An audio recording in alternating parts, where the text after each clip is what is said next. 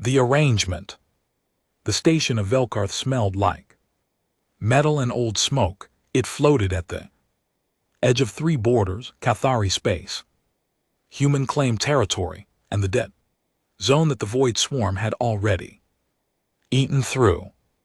Nobody liked coming here, but everyone came anyway because there was no better place to make deals that nobody wanted to make.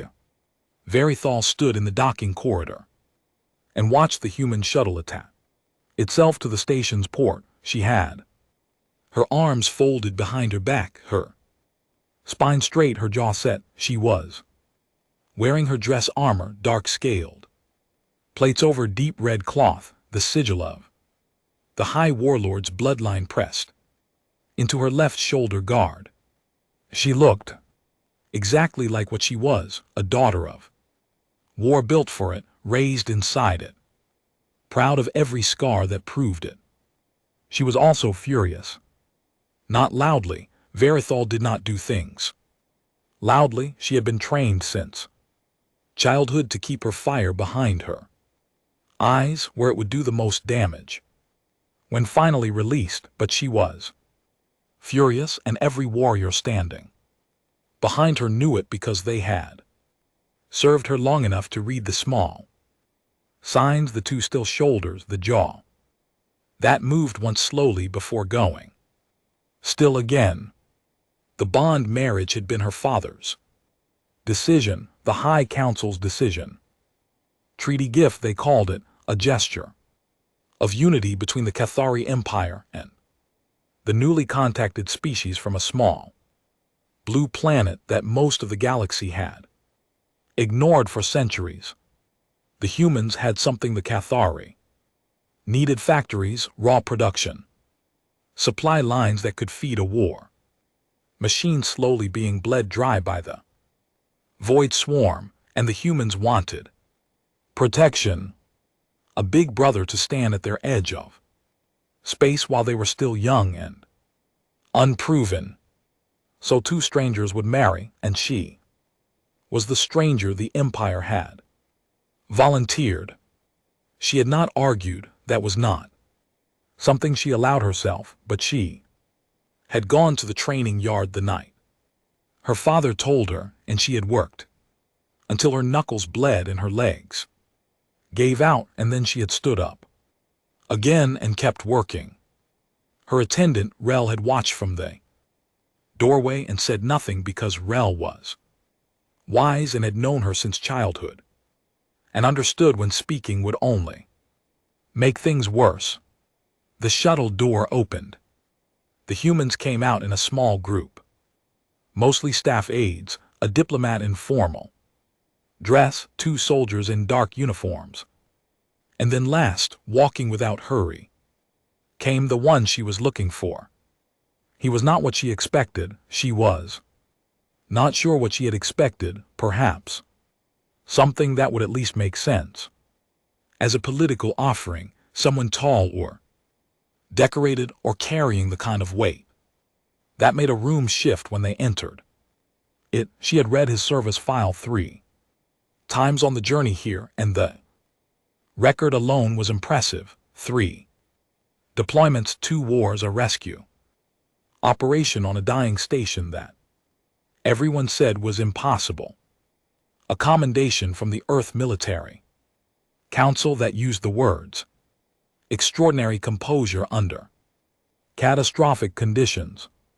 What walked through the door was a man of average height with short dark hair, going gray at the sides, wearing a uniform that fit well but carried no excess decoration. His hands were at his sides. His face was calm. He had the kind of eyes that did not move quickly, but did not miss much either. He looked at the corridor, then at the delegation, then at her.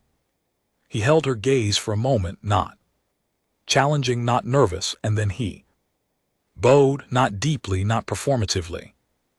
Clean, respectful bow, the kind that said, "I know the custom and I mean it." She did not bow back. He did not seem bothered by that. His name was Elias Croft, Sergeant. Major, Earth Alliance Combined Forces. Retired from active combat 2 years ago. And apparently pulled back for this assignment. He was 39 years old, which meant almost nothing to her in human terms, though her briefing had told her that was considered midlife for his species. He had no family mentioned in his file, no partner, no children, just service and then more service and then a quiet apartment somewhere on a planet she had never seen. The diplomat made introductions. Everyone said the expected things. Verath Sol said them too, her voice steady, and even because she was very good at saying expected things. When the diplomat finished, Elias stepped forward and said simply, "It's an honor to be here, Commander Verath Sol. I'll try not to make this difficult for either of us." She studied him. "See that you do not."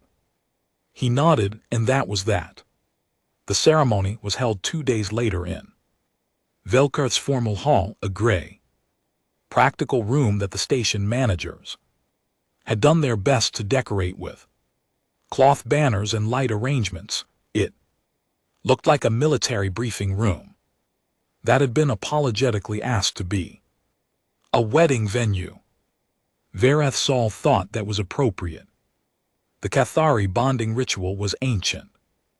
It had survived empires, wars, and 4 distinct ages of galactic reshaping. At its core, it was simple. 2 people spoke the same words at the same time, pressed their right palms together, and were witnessed by those who mattered. The words meant roughly, "I give what I have, and I do not take back the giving." A Cathari priest led the ceremony. He was old and completely unbothered by the unusual nature of the situation, which Varather respected. The human diplomat stood on one side, her second in command, a broad warrior named Kethfer, stood on the other, looking like he had swallowed something unpleasant but was too professional to mention it.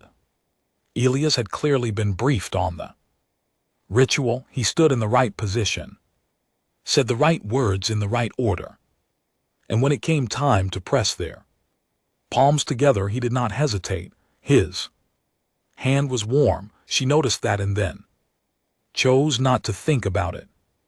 She said the words, he said the words. The priest spoke the closing benediction. It was done. There was a small gathering afterward. Food, drinks, careful small talk. Elias moved through it easily, not forcing conversation but not avoiding it either. He spoke to her officers without trying too hard to impress them. He listened more than he talked. One of her younger soldiers, a female warrior named Drath, asked him a question about Earth combat training, clearly expecting to find something amusing or dismissive to report back. Instead, Elias gave a straightforward answer, asked a genuine question, return, and the conversation lasted 20 minutes. Drath came back to the group, looking thoughtful rather than amused. Varather watched all of it from across the room. She was watching and filing everything away because that was how she moved through the world, observing first, judging after, and keeping most of the judgments to herself. He was not what she had expected. She had expected something easier to dismiss. That was a problem, or it would become one. She set it aside for now. Later, when the gathering had ended and the station lights had shifted to their low night cycle, Verisol stood at a corridor viewport. The stars outside were very old and very far away. The dead zone, the swarm-eaten space, was not visible from here, but she knew its direction. She always knew its direction now. It lived in the back of her mind like a compass pointing towards something terrible. She heard footsteps and knew without turning that it was him. His step pattern was quieter than most, and he moved at an unhurried pace that was already becoming recognizable too. Sorry. He stopped beside her at the viewport. Not too close, an appropriate distance. For a while, neither of them spoke. Outside, a supply freighter drifted slowly past the station, its running lights blinking. It was heading toward the front. Everything was heading toward the front. You don't sleep much, she said. It was not a question. Not well lately, he said. You? Never, she said. I was not built for stillness. He looked at the stars. Neither was I. A pause. For what it's worth, I understand what this costs you, the marriage. I know it wasn't your choice. She turned to look at him. In the low light, he looked older than his file photos, or maybe just more real. It was not, she said, but I did not refuse it. There is a difference. Yes, he said, there is. She returned her gaze to the stars. You said the words of the vow with sincerity. I noticed that.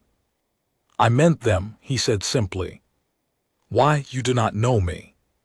He considered that. The words don't say because I know you. They say I give what I have. That part I can mean.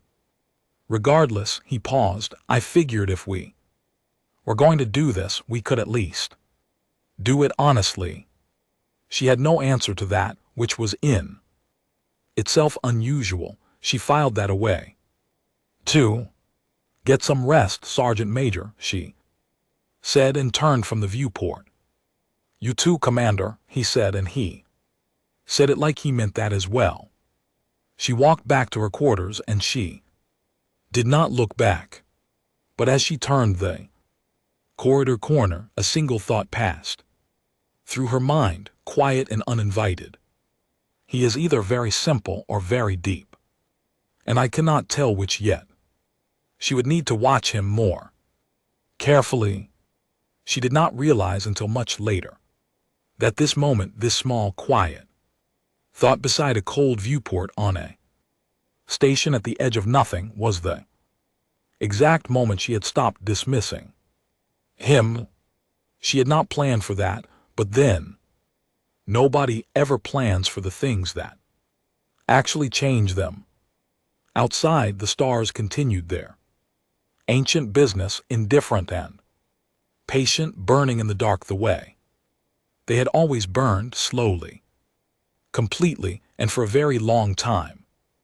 The alliance had been made, the vow had been spoken, and somewhere in the distance, the void swarm continued its patient advance, unaware that the galaxy had just introduced it to something it had never encountered before.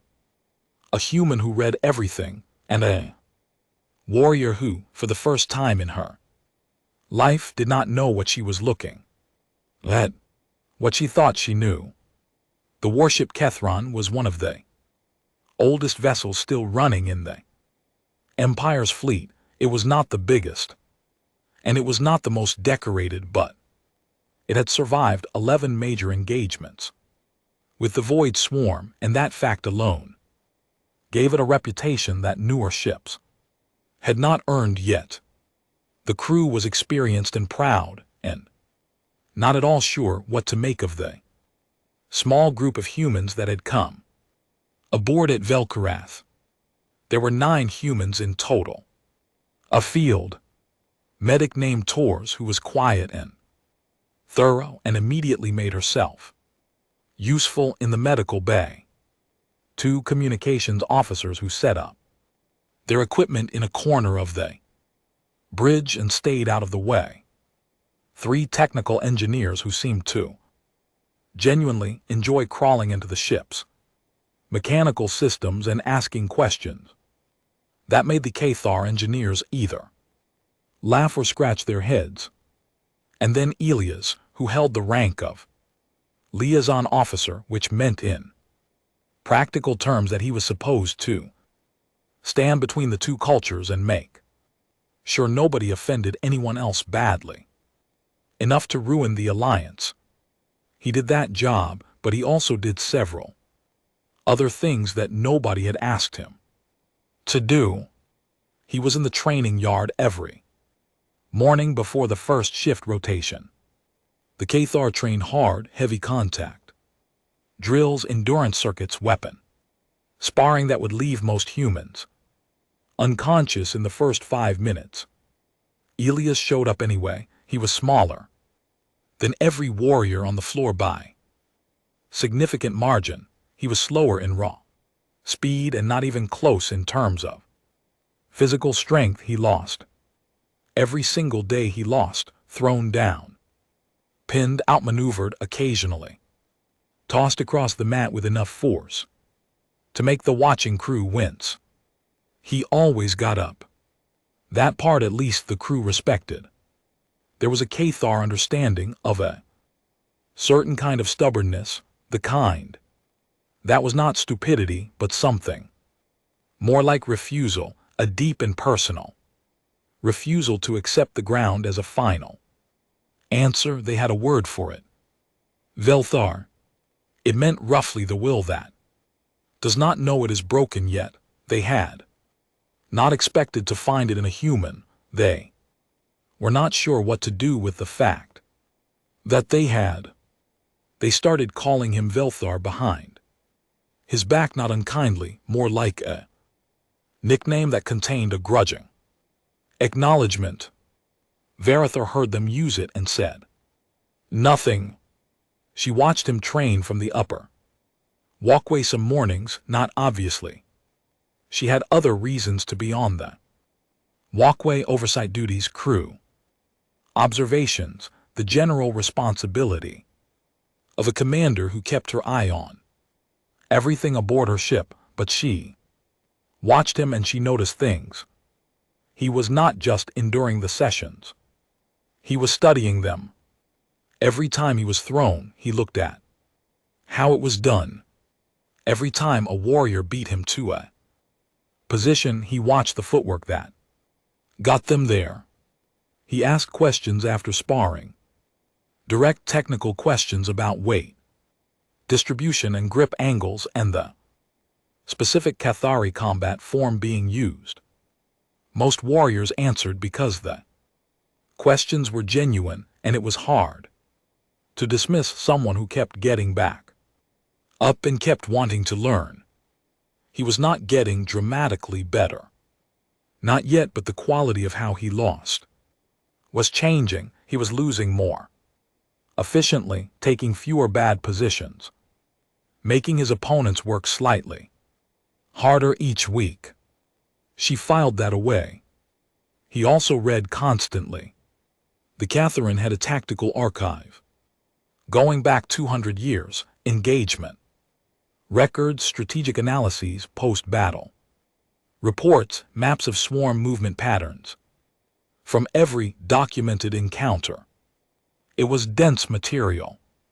Most of the crew had read the sections relevant to their roles and left the rest alone. Elias had requested access in his second week aboard.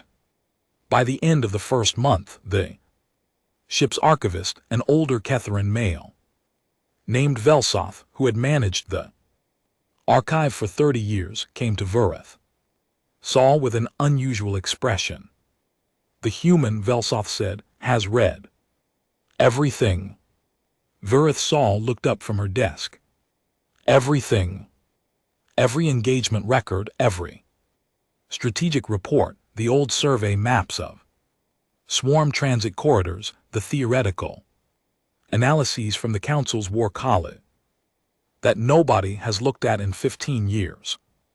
Velsoth paused. He asked me if there were additional materials not yet digitized. I told him there were physical records in storage. He asked if he could access those as well.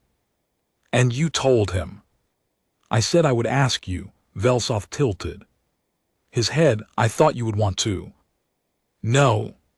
She did want to know. She gave the Access approval. Then she sat quietly at her desk for a moment, looking at nothing in particular, thinking about a man who spent his off hours reading 200 years of war records in a language that was not his own, on snorts a ship full of people who still occasionally made small jokes about his size. She thought about his service file. Again, the lines she had read 3 times, extraordinary composure under catastrophic conditions. She had read that as a polite way of saying he was calm under fire. She was beginning to think it meant something more specific than that. The skirmish came 6 weeks into the voyage. It was a scouting party, 8 swarm units, the small fast kind that the crew called needle forms because of their shape. They had been lurking at the edge of a debris field, probably mapping the Keithran's patrol pattern. The ship's sensors caught them pulling back, which meant they had what they came for, and the decision was made to intercept before they could carry the information to a larger formation. It was a quick engagement. 4 Cathari drop teams deployed, Ilias with them in his assigned support role. Communications relay, secondary observation, medical coordination if needed, not a combat position, a background position, the kind given to someone you are not sure about yet. The engagement lasted 11 minutes. 6 needle forms were destroyed. 2 escaped, which was not ideal but was considered acceptable. What was discussed afterward, quietly, between the team leaders in the debriefing room, Varather was reviewing the recording of was the fire positioning. Ilias had been assigned to a rear corridor with a communications kit and a sidearm. At some point in the second minute of the engagement, he had moved not far, roughly 12 m, to a side alcove. He had not fired his weapon, he had simply repositioned, and in doing so had placed himself exactly where the communications relay needed to be to maintain contact with all 4 teams simultaneously. When the debris field interference began cutting out their signals, no team lost coordination. The engagement continued without a break. In command flow, no one had told him to move there. There had been no order issued. He had looked at the space, understood what was about to happen to their signal coverage, and walked to the right spot before it became a problem. Team leader Kethfer, watching the recording beside Varather, made a low sound in his throat. He knew Kethfer said. Yes, she said. He knew before it happened. Yes. Kethfer was quiet for a moment. He did not report it afterward, did not mention it in his debrief. No, she said, he did not. She turned the recording back 30 seconds and watched the moment again. Ilias walking calmly to the alcove, setting down his kit, opening the relay channel, no urgency, no drama, like a man who had simply looked at a room and understood it. She turned off the recording. Say nothing to him about it, she said. I want to see if he does it again. He did it again 3 more times in the following weeks. In smaller situations, a training exercise, a supply run, a navigational decision during a minor course correction, each time without being asked. He positioned himself or offered a piece of information at exactly the moment it became useful, each time quietly, without drawing attention. It was starting to become impossible to ignore. The conversation happened in the ship's lower observation deck late in the night cycle. Varith Saul had gone there to think which she did sometimes in the dark when the rest of the ship was quiet. She found Elias already there, sitting on the floor with his back against the viewport wall and a data pad across his knees. She could have left, she stayed. You are always reading, she said, sitting across from him. Old habit, he said. My first commanding officer told me the soldier who reads wins the fight before it starts. He looked up. She was usually right. Vareth Saul leaned back against the opposite wall. I have read your service file, she said thoroughly. He met her eyes. I figured you had. You have been in 3 wars. You lost your entire unit in the Carib station collapse and still brought everyone home.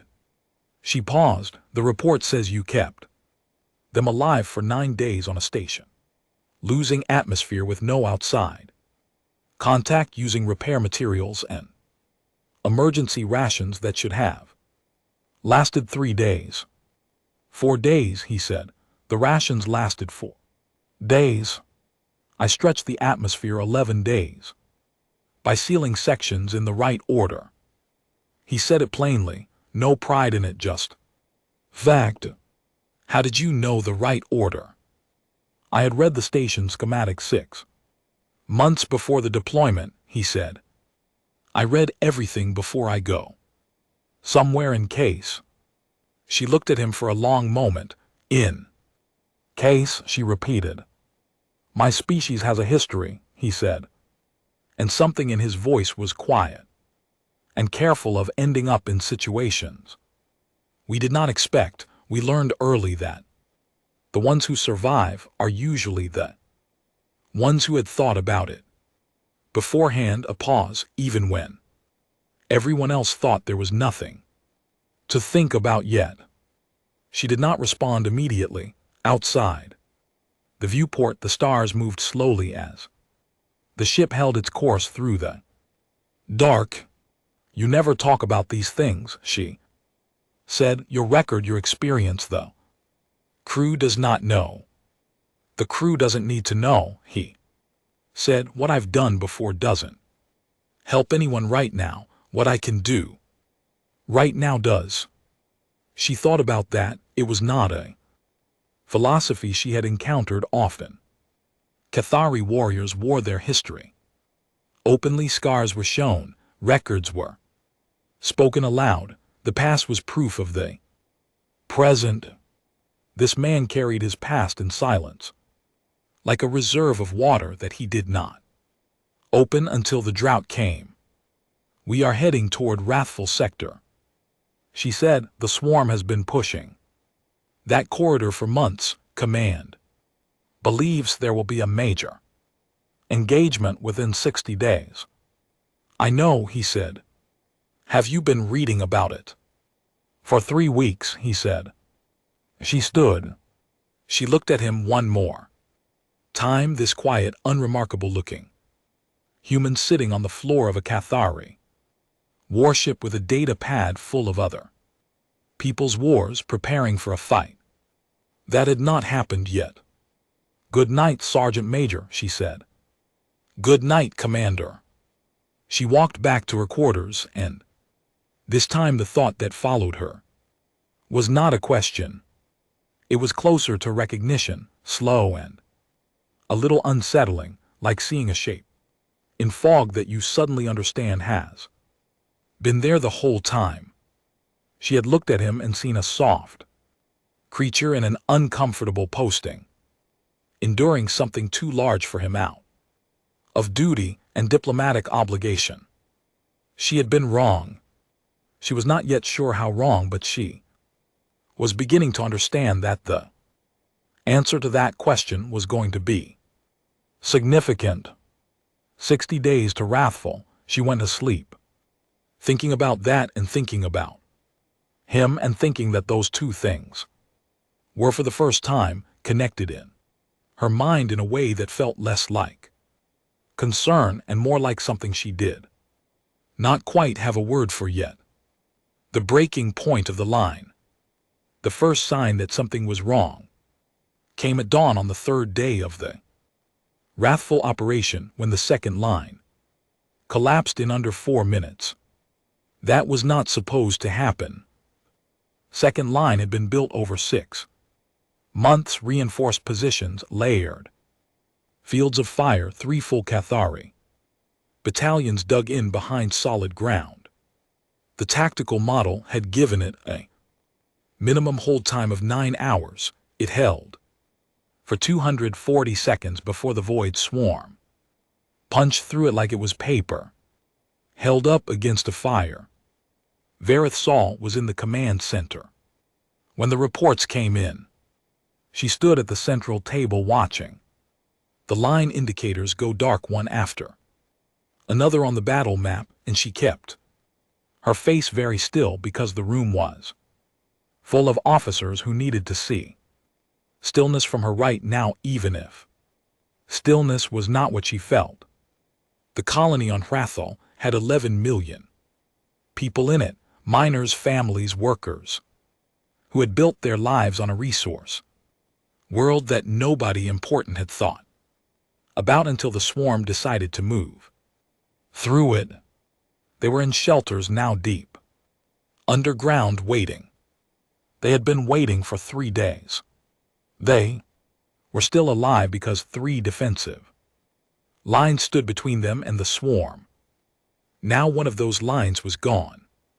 General Vorathkin, the commanding officer of the entire operation, was dead. His command shuttle had taken a direct hit from a swarm acid lance in the first hour of the engagement. His second was managing a breach on the northern perimeter. His third was unreachable. The command center had become a room full of senior officers looking at each other and at the darkening map, and nobody was saying the thing that all of them were thinking, which was that they did not know how to stop what was coming.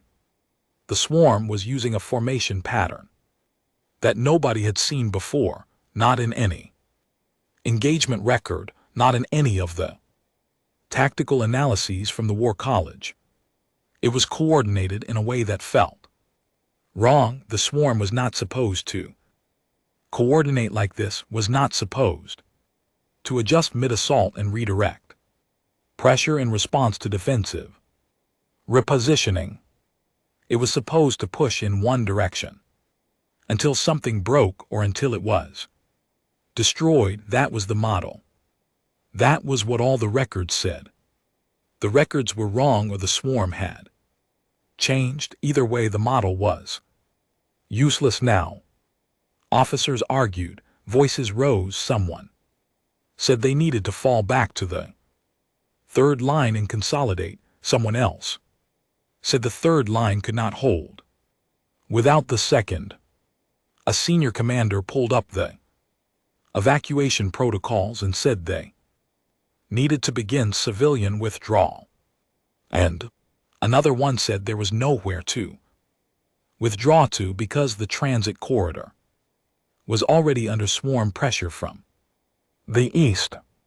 Verither listened to all of it and said nothing because she did not yet have the answer, and she would not open her mouth until she did.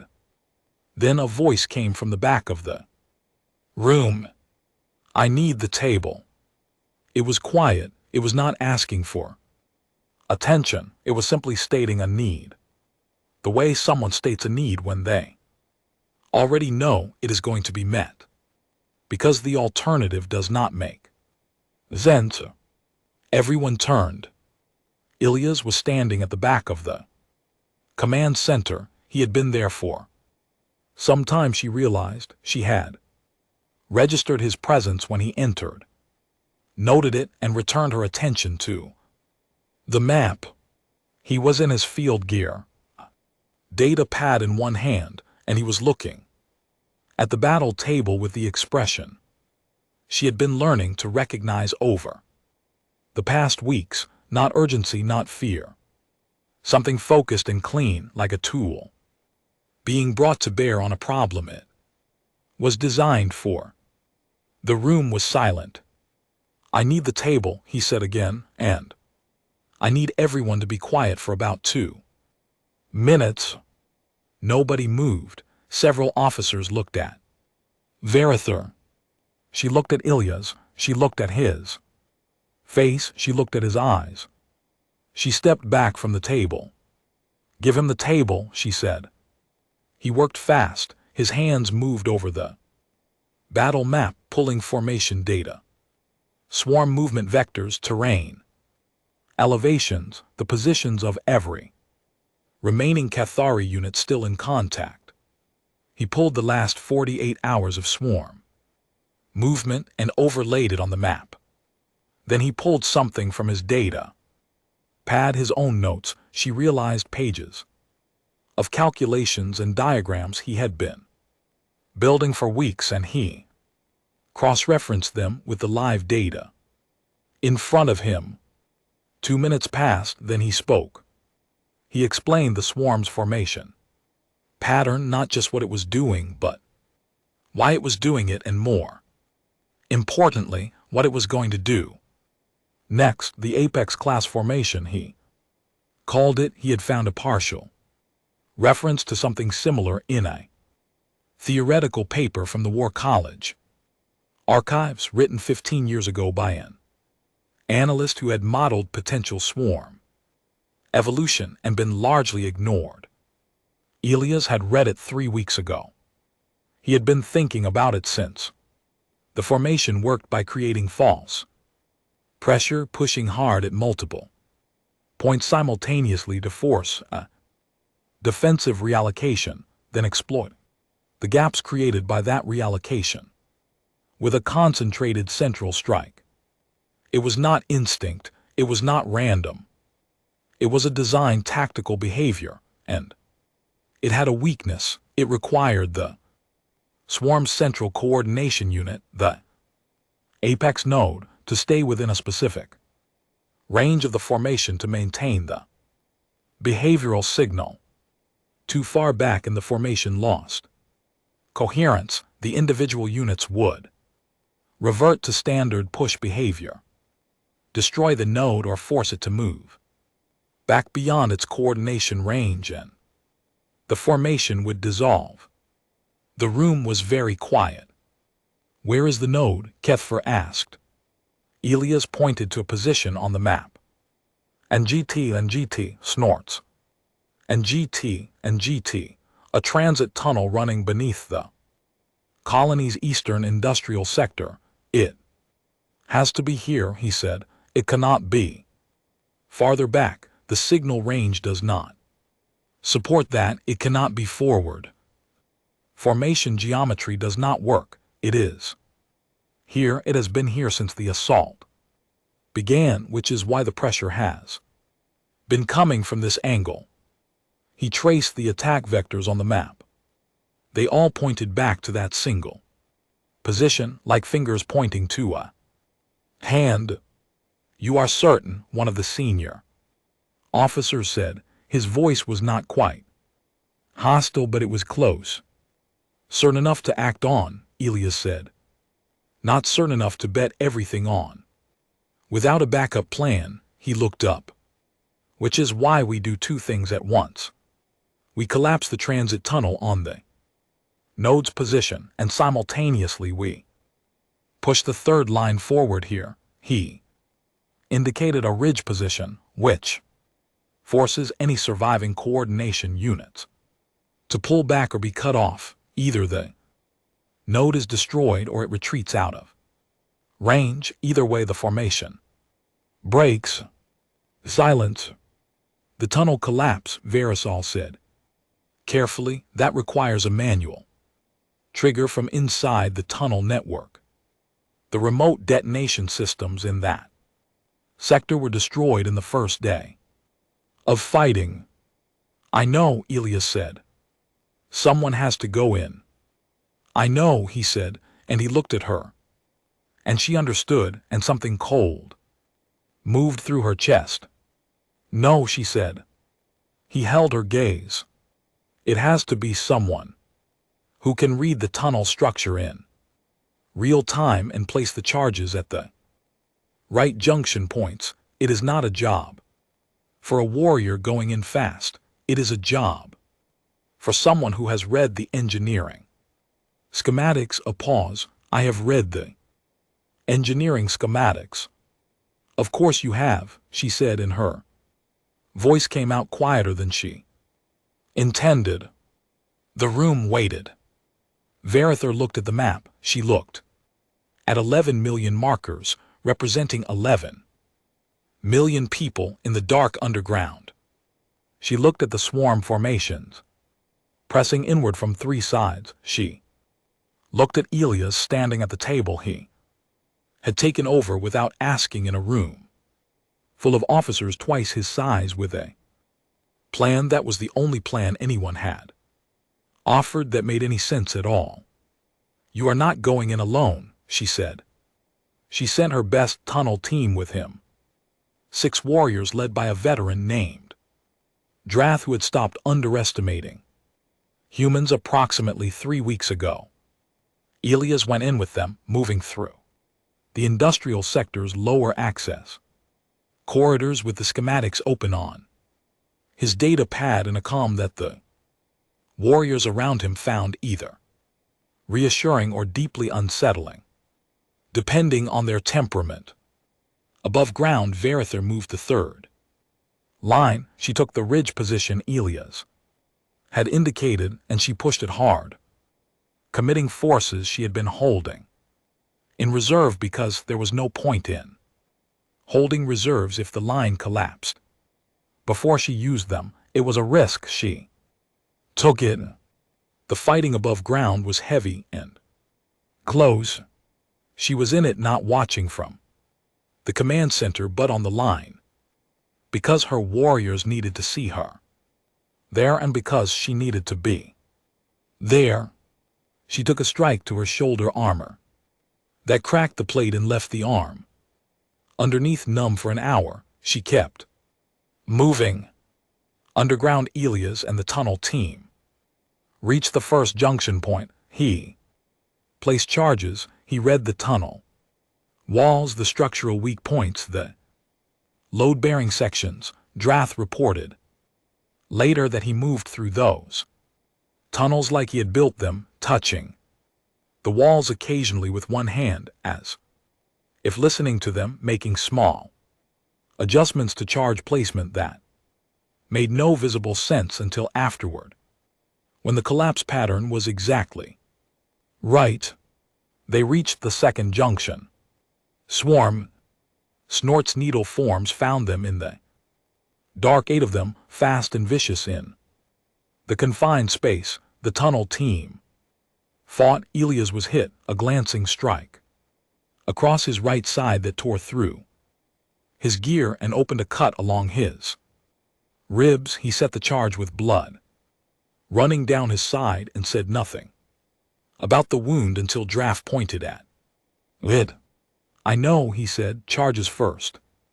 They reached the final position. He placed the last charge. He looked at the junction point one more time, checking the calculation in his head against the structure in front of him, and then he said, everyone back, 60 m minimum, move.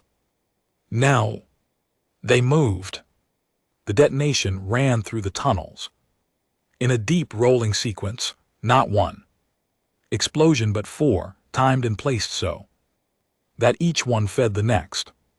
The tunnel structure folding inward in a controlled cascade that Elias had designed while standing in a room full of arguing officers with a data pad of 3-week-old notes. Above ground, Varisol felt the earth move under her feet. She looked at the battle map on her field unit. The swarm central formation flickered. The coordinated pressure on all 3 points faltered simultaneously. The apex behavior dissolved. The individual units, suddenly without their coordination signal, pushed forward in the standard pattern, which was a pattern the Cathari knew how to fight, had always known how to fight, had been fighting for years. The third line held, and then the third line advanced. It took 4 more hours to clear the sector. By the time it was done, the swarm had been pushed back to the eastern debris field and the transit corridor was open again, and the colony's emergency systems were reporting that the shelters were intact and the 11 million people inside them were alive. Verither found Elias sitting on a broken section of wall at the edge of the industrial sector. His field medic Scores had patched his side, a proper field dressing, clean and tight. He was looking out at the smoke rising from the eastern sector where the fires were still burning but slowly going out. He had a canteen in his hands that he was not drinking from, just holding. She walked to the wall and sat beside him. Neither of them spoke for a long time. The fires burned down, the smoke thinned. Somewhere in the distance, a Cathari recovery team was moving through the debris, and the sound of their equipment carried faintly through the still air. "You read the schematics 3 weeks ago," she said finally, not a question. "I read everything about Wrathful 3 weeks ago," he said. "The geology reports, the infrastructure maps, the swarm transit corridor surveys from the last 2 years. I wanted to understand the space before we got here." He paused. "I hoped I was wrong about what I thought was coming. But you were not." "No," he said, "I was not." She looked at the side of his face. He looked tired, not broken, not even close to broken, but tired in the way that comes from having carried something heavy for a long time without putting it down. 11 million people, she said quietly. He nodded once.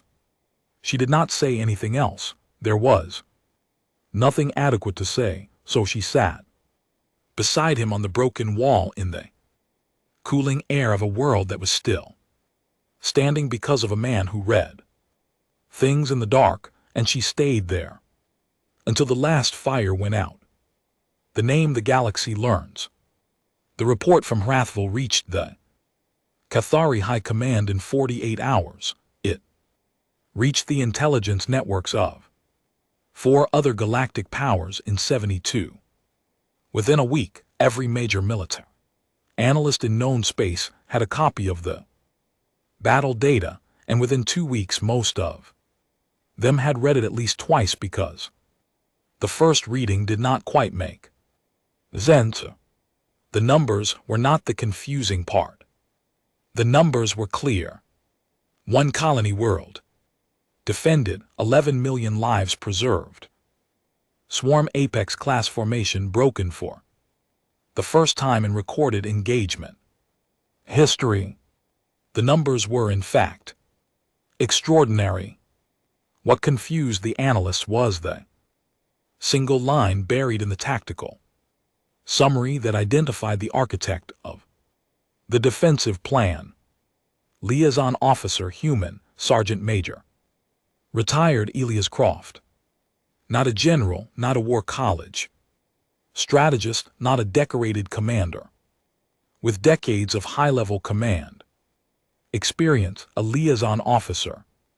A man whose official role on the Catherine had been to stand between 2 cultures and make sure they did not offend each other badly enough to ruin a treaty. The question started immediately. Who was he? Where did he come from? What was his training? How did a species that had been contacted less than 4 years ago produce someone who could read a never-before-seen swarm formation pattern, identify its structural weakness from theoretical archive material, and execute a tunnel collapse operation with the precision of a trained demolitions engineer while bleeding from a rib wound? The Cathari High Council called Verither. Directly, her father's face appeared on her communication screen looking the way it always looked when something had surprised him and he did not want to show it. Very still, very controlled. The same look she saw in her own mirror. Sometimes. Tell me about the human, he said. She told him. She was thorough and she was honest, and she did not exaggerate anything because she did not need to. The facts were sufficient. She described the archive reading, the training sessions, the skirmish repositioning, the command center moment, the tunnel operation. She described it the way she described everything, cleanly, without decoration. When she finished, her father was quiet for a long moment. We gave him the wrong posting, he said. Finally. Yes, she said, we did. Another silence. How many more of them are like him? It was the question she had been waiting for him to ask, and she did not have an answer for it, and that fact alone was more significant than anything else she could have told him. The intelligence briefing happened 3 weeks after Wrathful on the Cathari throne world of Velner. Representatives from 5 allied species gathered in a secure chamber that had hosted some of the most important military conversations of the last century.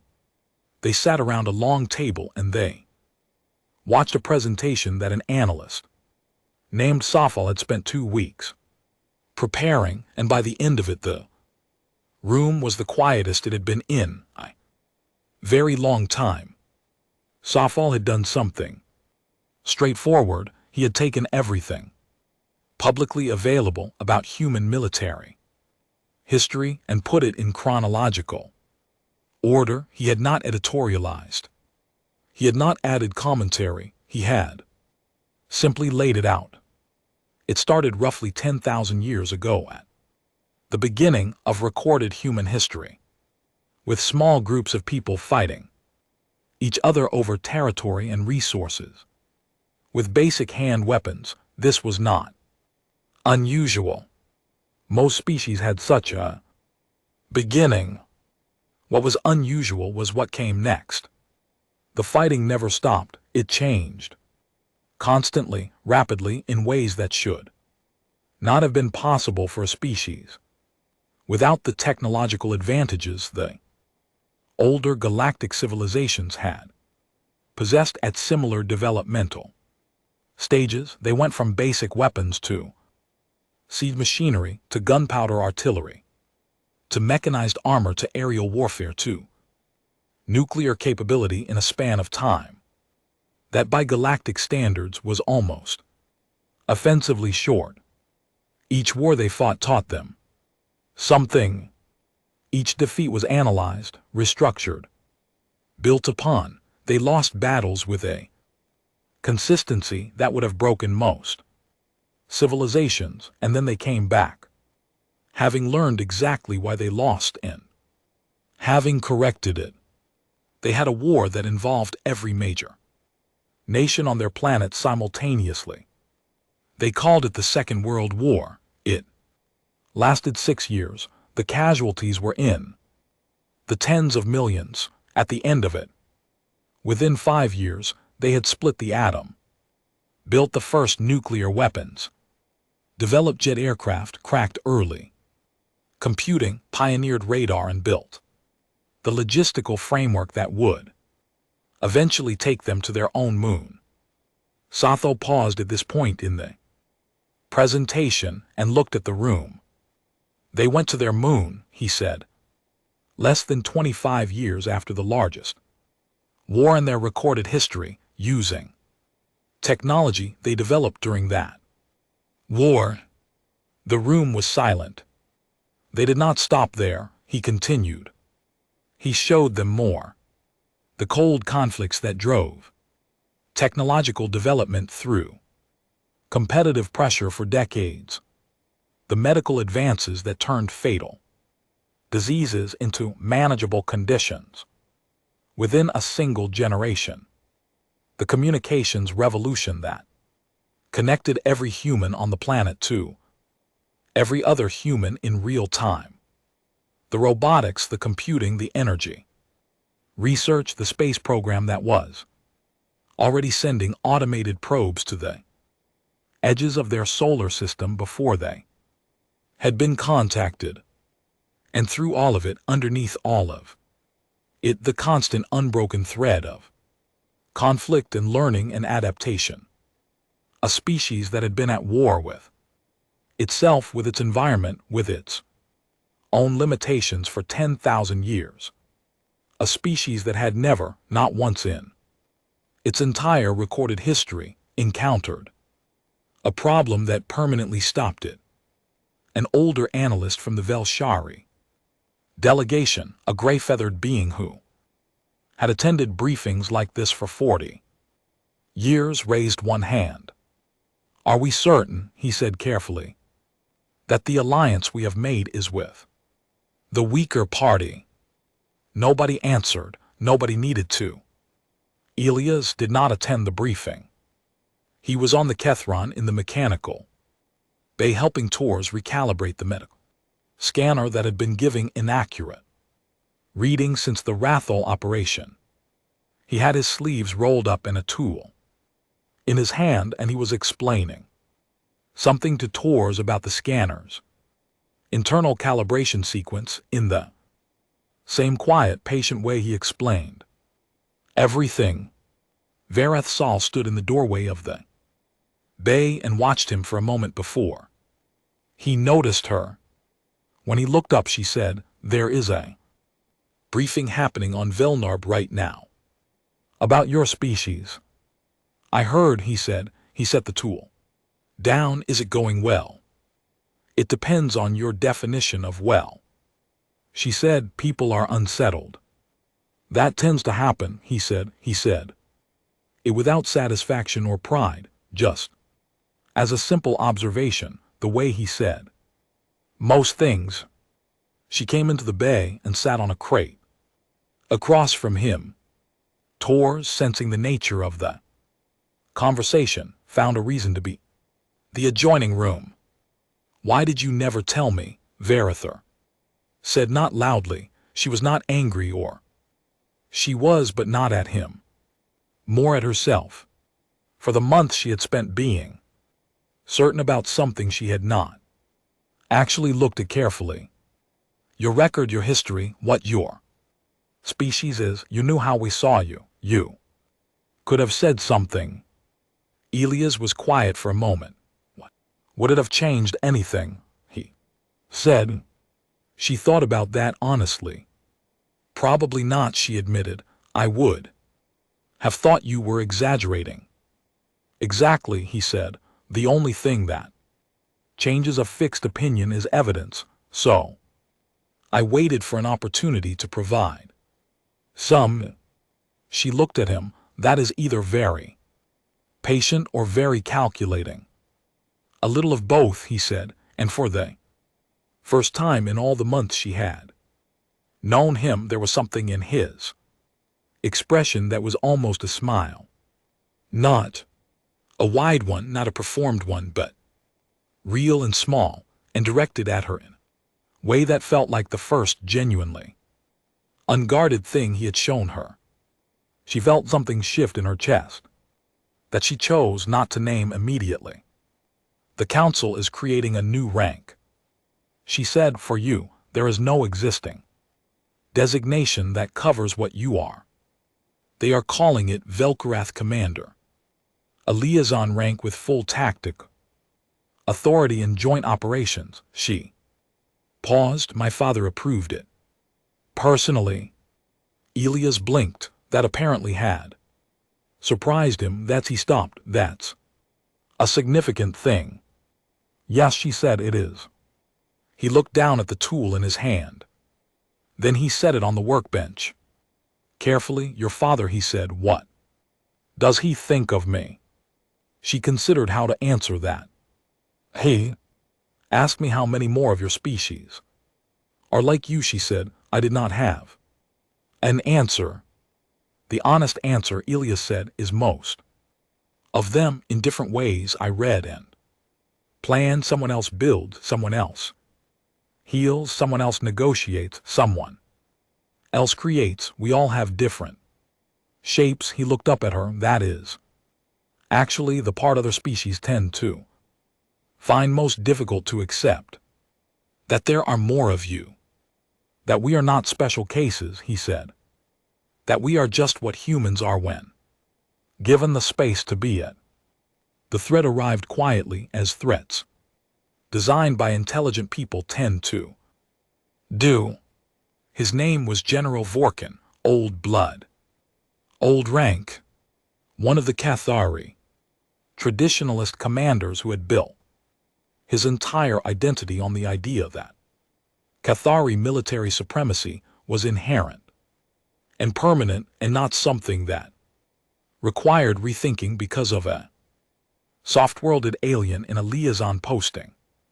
He had friends in the council, he had influence over 3 fleet commands, and he had begun, very carefully and very quietly, to build a case. The case was simple. The human had been given credit that belonged to Cathari warriors who had done the actual fighting at Wrathful. The new rank was an insult to every commander who had bled for the Empire. The alliance was a dependency being dressed up as a partnership, and a precedent that allowed a human to hold tactical authority over Cathari soldiers was a precedent that needed to be corrected before it became a policy. He had not moved openly yet. He was too careful for that, but Verither had sources because she had always had sources, and she knew the shape of what was forming in the council's shadows. She told Elias on a quiet evening in the observation deck, the same place they had first talked many months ago. He listened without interruption. When she finished, he asked 2 questions. How much influence did Vorkin have over the fleet commands, and what was the legal framework for challenging a council appointment? She answered both questions. He nodded slowly, looking at the stars. He is not entirely wrong, he said. She turned to look at him sharply. About some of it, Elias continued. The warriors at Wrathful did the actual fighting. I put a plan on a table. They executed it under fire. I should not receive more recognition than they do. That is a legitimate concern, even if his reasons for raising it are not legitimate. He paused. But the rank is not personal recognition. It is a functional designation for a role that did not exist before. That is different. He will not see that distinction. No, Elias said, he will not, so we do not argue with him about it. He looked at her. We document everything, every decision made at Wrathful, every order given, every warrior's action recorded with full attribution. We build the factual record so completely that there is no space inside it for a false version to take hold. She studied him. You have dealt with this kind of opposition before. Different species, same behavior, he said. Someone who fears change looks for a way to discredit the thing that caused it. The answer is not to fight the person. The answer is to make the truth so well documented that the person's version cannot survive contact with it. She was quiet for a moment. You are not angry, she said. I am a little angry, he said honestly. But anger is not useful here. She looked at him for a long time. Outside the viewport, the stars were the same stars they had always been. But somehow they looked different to her than they had on the night she had first stood at a viewport on Velkarth and watched a man she intended to dismiss looking out at the universe with quiet, patient eyes. Elias, she said, it was the first time she had used his given name without rank. Attached to it, neither of them commented on this, but both of them noticed. Yes, he said. I chose poorly, she said. When I first saw you, I looked at the surface and decided the depth was not there. He was quiet for a moment. You looked at the information you had, he said. That is what a good commander does. You updated your assessment when the information changed. That is also what a good commander does. That is a generous interpretation. It is an accurate one, he said. She looked back at the stars. Something in her chest was doing something she did not have military training for, and she was too honest with herself to pretend otherwise. The vow we spoke, she said, on Velkarth. Yes, he said. I said the words because I was ordered to, she said. I want you to know that is not why I would say them now. The observation deck was very quiet. I know, he said, and his voice was gentle and certain, and it did not need anything added to it. Outside, the stars burned on the way they always had, but somewhere in the dark, Earth was sending more ships, more humans, engineers and doctors and builders and thinkers coming to step fully into a galaxy that was only now beginning to understand what it had allied itself with. And on Velnar, in the council chambers, General Vorkin was sharpening his arguments against a man who had already spent 3 weeks reading every legal document the Cathari Council had ever produced. He did not know that yet. He would. The deity does not forget where he came from. The intelligence report arrived on a Tuesday. Elias read it twice, set it on the table, and made himself a cup of coffee. He stood by the small galley unit in his quarters aboard the Kethron and drank the coffee slowly while looking at the wall, and then he read the report a third time. It described a swarm concentration point, a transit nexus deep in the contested zone, 3 days' travel from their current position. According to the report, the nexus was lightly defended and served as a primary coordination hub for swarm operations across 4 adjacent sectors, destroying. It would swarm logistics for months, possibly longer.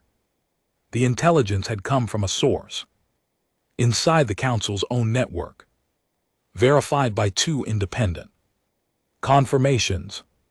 It was, on the surface, the kind of opportunity that appeared once in a generation. Elias finished his coffee, then he opened his personal datapad and began cross-referencing. He checked the transit corridor geometry against the swarm movement patterns from the last 8 months. He checked the signal analysis from the 2 independent confirmations and looked at where those signals had originated. He pulled the stellar cartography for the region around the supposed nexus and looked at the approach vectors available to any ship traveling from their current position. He looked at all of it for a long time. The way he looked at everything, quietly, completely, without rushing toward a conclusion before the picture was full. Then he got up, walked to Verid Sol's office, knocked once and came inside. She looked up from her own work. The intelligence report is false, he said. She set down her stylus. Explain.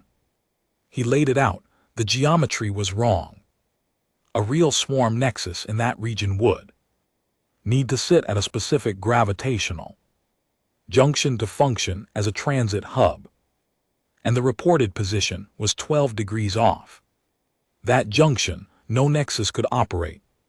From there, the independent confirmations had both originated from relay stations that fell within General Vorkin's communications Network, not obviously, not directly, but traceable if you knew what to look for and were willing to spend 3 hours doing the looking, and the approach vector from there. Current position funneled any arriving vessel through a narrow corridor between 2 debris fields, which was exactly the kind of space where an ambush could be, staged with minimal forces and maximum effect. Vered Saul looked at the data he put in front of her. She looked at it carefully, and she did not speak for a long time. He wants to remove you, she said. Yes. He chose a location where the debris fields would limit our sensor range. We would not see the ambush until we were inside it. Yes. She looked up at him and the council source who released this intelligence. Vorkin has someone inside. At least one, Ilya said, possibly 2. I have the trace data here. He put a second document on the desk. She looked at the document. Her jaw was doing the thing it did when she was keeping her fire behind her eyes. What do you want to do? He sat down across from her. I want to go, he said. She stared at him. Not because the intelligence is real, he said, because Vorkin needs to believe we received it and acted on it. If we flag it now and call out the false report, he pulls back, covers his trail, and tries again in 6 months with a better plan. But if we go with a plan of our own, built inside his plan, we close this permanently. You want to walk into his trap, she said. Her voice was very controlled. I want to walk into his trap carrying our own, he said. There is a difference. She was quiet for a moment. This is the second time you have proposed something that requires you to put yourself in deliberate danger. I know. The last time I let you go into the tunnels, she said, I'm not sure I was right to 11 million people, he said quietly. She looked at him. The fire behind her eyes was doing something more complicated than anger. Now something that had been building for months and had not yet found the right moment to become a thing, she said. Out loud, this was not the right moment either. She set it aside as she always set aside what was not immediately useful. Tell me the plan, she said. They went, but they did not go the way Vorkin expected. Instead of the Catherine alone, they traveled with 3 additional ships, quietly requisitioned through channels Vorkin did not monitor, on the authority of the new Velkarth commander rank that Vorkin had been trying to have revoked. The requisition was legal. Every document was in order. Elias had filed the paperwork 6 days before the intelligence report arrived, in anticipation of needing exactly this kind of flexibility at exactly this kind of moment. He had, as Ketfer would later describe it to anyone who would listen, prepared the counter before the move was made. The 4 ships traveled the approach corridor in standard formation, sensors running at full capacity, recording everything. When the ambush came, and it came exactly where Elias had predicted, in the shadow of the larger debris field. At the corridor's midpoint, they were not surprised. The ships had already repositioned into a defensive spread that transformed the narrow corridor from a trap into a kill box pointing in the opposite direction. Vorkin had sent 12 vessels, private fleet assets registered to Shell, companies that traced back through 4 layers of corporate structure to his personal holdings, not Cathari military ships. That would have been too direct, too visible. Private vessels crewed by mercenaries carrying weaponry that technically violated 3 sections of the Council's Armament Treaty. The engagement lasted 22 minutes. 9 of the 12 vessels were disabled and captured intact. The other 3 fled. Elias had already filed a flight path prediction for the 3 most likely escape routes with the Council's military authority, and intercept ships were waiting. All 12 vessels were taken. All 12 crews were in custody before the day was out, and every ship was carrying encrypted communication logs that, once decrypted, a process the Kethrans human communications officers completed in 4 hours, contained a record of every conversation between Vorkin and his inside source, dating back 11 months. It was comprehensive, it was damning, and it was documented so thoroughly that there was no gap in it large enough to insert a defense. Elias transmitted the complete package to the High Council that evening. He included a cover letter that was 3 sentences long. It identified the relevant legal statutes, noted the chain of custody for all evidence, and requested a formal review. It did not editorialize. It did not express anger or satisfaction. It simply handed the truth to the people responsible for acting on it and trusted them to do their jobs. Kethra read the cover letter over his shoulder and made a sound that was part disbelief, part admiration. 3 sentences, he said. The evidence is the argument, Elias said. The letter just opens the door. The council hearing took place on Velner. 12 days later, Vorkin was present, flanked by advocates, still composing himself with the dignity of a man who had not yet fully accepted that the floor had gone out from under him. His inside source, a mid-level intelligence coordinator who had been feeding him information for nearly a year, had already made a full statement in exchange for reduced consequences. The evidence from the ship logs had been verified by 3 independent technical analysts. The hearing was not long, but the moment that was recorded and transmitted to every Allied world, every monitoring station, every intelligence network that had been watching the situation since Wrathful, the moment that people would still reference years later when they talked about how the galaxy's understanding of humanity finally fully changed, was not the evidence presentation, and it was not the Council's ruling. It was varied. Give one, she requested the floor, herself standing before the full assembled council in her finest armor, with the Wrathful campaign mark freshly added to her shoulder guard, and she spoke without notes. She said she had married Ilias Croft as a duty.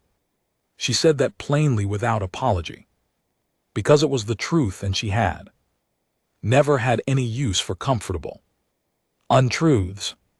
She said she had looked at him on the station at Velkorath and seen something small and soft and unworthy of what the Empire had given him as a posting, and that she had been wrong, and that the quality of her wrongness was worth examining carefully. She described Wrathful, not the tactics. Those were already in the record. She described the man. She described watching him get thrown to the mat every single morning in the training yard and stand up every single time without complaint or self-pity, not because he was too stubborn to accept defeat, but because defeat was information to him, and he was always collecting information. She described watching him read 200 years of Cathari war records in his off hours because he wanted to understand the space he was moving into before he had to move through it under fire. She described the command center at wrathful, the room full of officers, they collapsing lines, the general dead, the plan that nobody had, and a man who stepped forward from the back of the room and asked for the table in a quiet voice, and then stood there and explained exactly what was happening and exactly what to do about it. She described being the first to say they would follow him. She said it had cost her nothing in the end, and that the nothing it cost her was because by that point she already knew what she was looking at. Then she said the part that was harder to say. She said she had watched him in the aftermath of wrathful move through the recovery operation, tending to the wounded, not just the human wounded, but the Cathari fallen as well, sitting with warriors who were dying, holding the ones who needed to be held, saying nothing or saying whatever needed to be said with a stillness and a presence that she had only ever seen before in the oldest and most experienced of her own people. And she said she had watched him grieve afterward, not loudly, not in the Cathari way, but in the human way, which was quiet and private and went very deep, and was in its own manner more profound than any war cry she had ever heard. She looked at the council directly, and she said he did not become what he is because he is beyond humanity. He became what he is because he is completely human in every way, and what that means is something this council and this empire and this galaxy spent too long not looking at carefully enough. She said, I went to Velkarth to perform a duty. I came back knowing what my species has needed to know since we first encountered his. That strength is not always the loudest thing in the room, that the most dangerous thing in the universe is not a creature that is hard to kill. It is a creature that refuses, fundamentally, constitutionally, in the deep structure of what it is to stop learning. She said I would speak the vow again, not for the empire and not for the treaty and not for duty. I want this recorded. The council chamber was silent. Vorkin was removed from command. His assets were frozen pending legal proceedings. His inside source received a reduced posting and a permanent note. In their service record, the whole thing was handled with the clean, complete, document-heavy efficiency of a man who had prepared the legal framework months in advance and simply waited for the right moment to deploy it. The void swarm, deprived of its nexus, which was eventually found at the correct gravitational junction, not the false position, began a strategic withdrawal from 3 sectors simultaneously. Analysts had no model for why. Elias had a theory, which he wrote up in a document that the War College would later include in their required reading, and which described the swarm as an entity that, like all entities, recalculated its approach when the cost of a strategy exceeded its projected return. He wrote it in plain language that any officer could read and understand, and he submitted it without fanfare to the archive where anyone could access it.